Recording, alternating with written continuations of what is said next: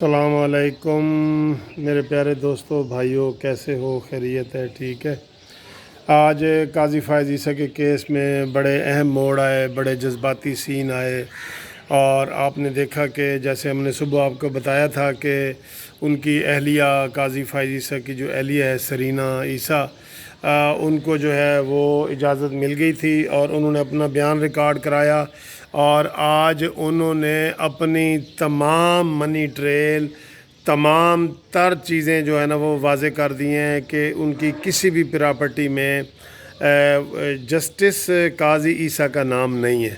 اور جب انہوں نے ساری اپنی تفصیل بتائی کہ میری اپنے پیرنٹ کی طرف سے مجھے زمین ملی ہے، یا میں نے جو پراپرٹی خریدی ہے 2003 میں 4 میں، اس کا انہوں نے بتایا کہ کون کون سی پراپرٹی بیچ کے کون کون سی میں نے خریدی ہے، منی ٹریل سارا اس کو بتایا، اور انہوں نے بتایا کہ میری بیٹی اور بیٹے کا نام ہے، لیکن اس حوالے سے ہمیں بڑا ہراساں کیا جاتا رہا،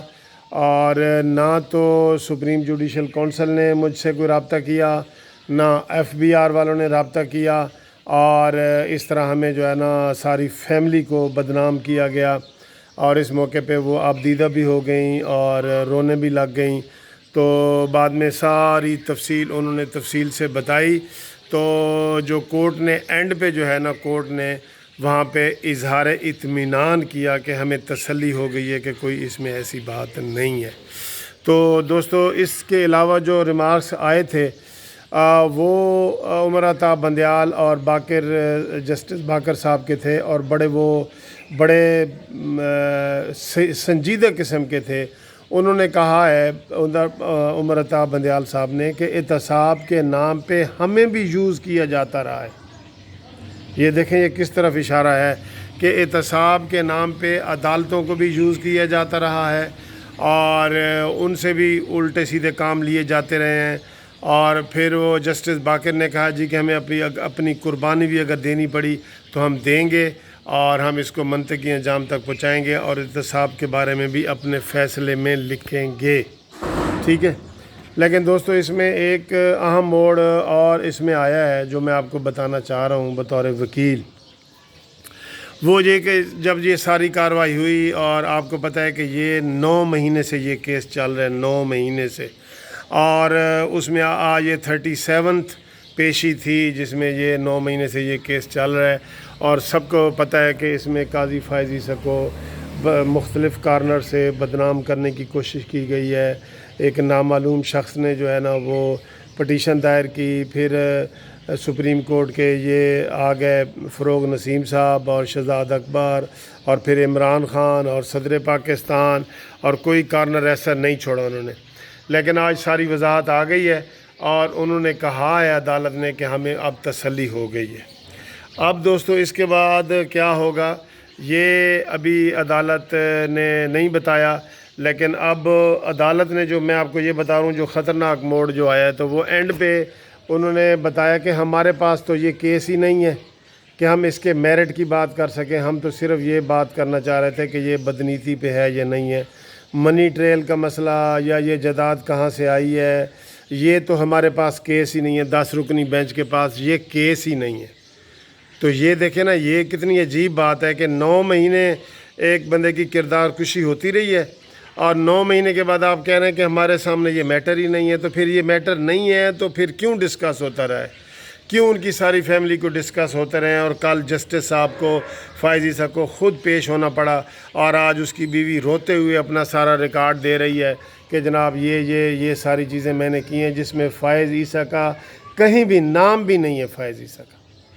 تو دوستو اس میں اتنی بڑی وکٹمائزیشن ہوئی ہے، اتنا بڑا ان کی بدنامی ہوئی ہے کہ کل ان کو خود آنا پڑا، آج ان کی بیوی کو آنا پڑا، اور آج اینڈ پہ اب عدالت کہہ رہی ہے کہ ہمارے پاس تو یہ میرٹ والا کیس ہی نہیں ہے۔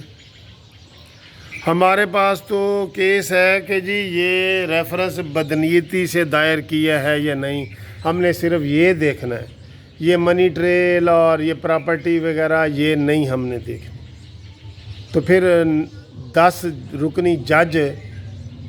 رکنی جو جسٹس بیٹھے تھے، یہ 9 مہینے کیا کرتے ہیں؟ 9 مہینے کے بعد ان کو خیال آیا ہے کہ جناب یہ ہمارے پاس تو یہ کیس ہی نہیں ہے جس کا ہم فیصلہ کرنے لگے۔ تو دوستو بڑی اینڈ پہ یہ بڑی مایوسی ہوئی ہے، اور اس میں اب دیکھنا یہ ہے کہ یہ جج صاحب جو ہے کب یہ صبح آرڈر کرتے ہیں، کل کرتے ہیں، پرسوں کرتے ہیں، 2 دن میں کرتے ہیں،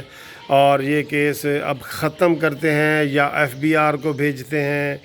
تو اس حوالے سے یہ اینڈ کے جو مارکس تھے ان کے بڑے خطرناک تھے کہ جی یہ کیس ہی نہیں ہے ہمارے پاس۔ اور جہاں تک فائز عیسیٰ کی اہلیہ سرینہ عیسیٰ کا تعلق ہے تو انہوں نے آج پورے 10 رکنی بینچ کے سوالوں کے صحیح جواب دیے، اور اینڈ پہ انہوں نے کہا کہ ہم اب منی ٹریل کے حوالے سے اور اس حوالے سے ہم مطمئن ہو گئے ہیں کہ کوئی اس میں ایسی بات نہیں ہے۔ لیکن دوستو یہ آپ خود اس کا اندازہ کریں نا کہ کتنے پاکستان کے پوری دنیا اس کا انتظار کر رہی تھی کیس کی، اور اینڈ پہ یہ نکلا ہے کہ جناب یہ کیس ہی نہیں ہے ہمارے پاس۔ تو ہے کہ جی بدنیتی سے دائر ہوا ہے کہ نہیں ہوا؟ تو بھائی بدنیتی سے دائر ہوا ہے تو پھر FBR میں بھیجنے کا کیا تک ہے؟ ادھر ہی تم بتاؤ بدنیتی سے ہے تو ریفرنس خارج کرو، اور یہ فائز عیسیٰ کی جو پٹیشن ہے یہ ایکسیپٹ کرو اور ریفرنس خارج کرو، اس کے اوپر آؤ، پھر ہمیں FBR کا راستہ کیوں دکھا رہے ہو؟ تو یہ دوستو کچھ مایوس کن صورتحال تھی جو آپ کے سامنے آئی ہے۔ اگلی اپڈیٹ پھر آپ کو انشاءاللہ بتائیں گے۔ خدا حافظ۔